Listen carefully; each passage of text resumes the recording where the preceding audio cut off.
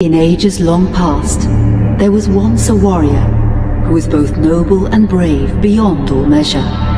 His deeds of heroism and skill in combat were legend. His name was whispered within the hallowed halls of men for countless generations. Yet now his name is lost in the mists of time forever. It is said that destiny delights in the misfortunes of men, and so it proved true for Gabriel Belmont. For even after defeating the Lords of Shadow and ending their reign of terror, his soul was consumed by the very darkness that he sought to destroy. As that ancient prophecy foretold, whomsoever defeats the Lords of Shadow will sit upon their throne to rule as the Prince of Darkness. But before fate had played its hand, and unknown to Gabriel, his beloved wife Marie conceived a son by him. The Brotherhood of Light warned her of that ancient prophecy and the terrible fate which lay before her husband. So, with heavy heart, she concealed her pregnancy. For it is written that only the blood of that lineage has the power to defeat the Prince of Darkness. Thus, when newly born, the child Trevor was hidden from his father and raised a holy warrior of the Brotherhood in secret, so that one day he would be ready to stand against his own blood, as foretold. That day would come, some 25 years later, for what had once been Gabriel Belmont was now a powerful vampire known as Dracula, the Dragon. The Brotherhood of Light fought against the onslaught of his dark armies, which laid waste to towns and villages across the land, but to little avail. Trevor was now fully grown to manhood, and the truth of his origin and destiny of the Belmont clan was finally revealed to him. So he set out to confront his father and end his family's shame forever. But Trevor failed and was mortally wounded in the confrontation with his father. He was no match for Dracula's terrible power.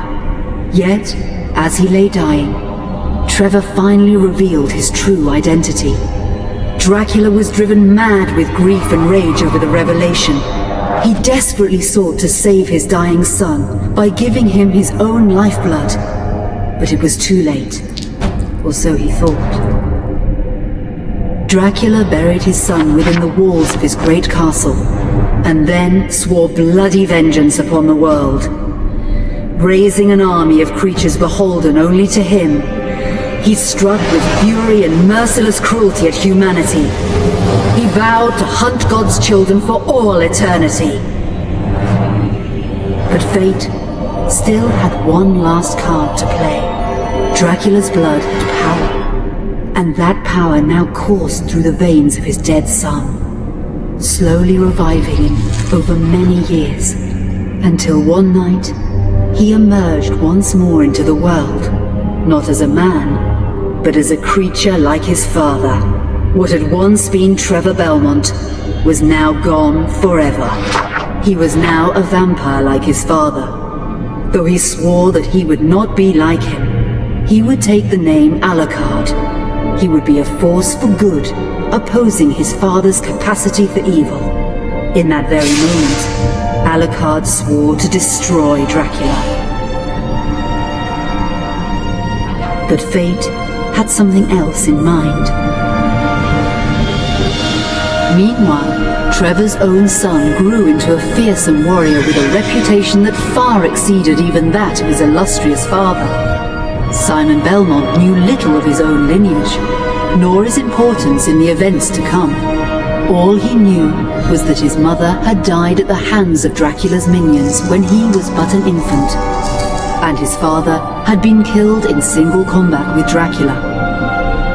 Found and raised by the people of White Mountains, Simon had but one purpose in life: to destroy Dracula for the murder of his parents.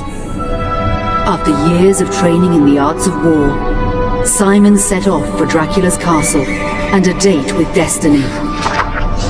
Once in the castle, Simon met Alucard, and knowing little of the true identity of his companion, joined forces with him. Blood bound them together, and fate took a hand once again, as finally they met their dreaded foe in mortal combat. Simon defeated Dracula with his whip, and yet Alucard sensed that all was not as it should be. Dracula would return.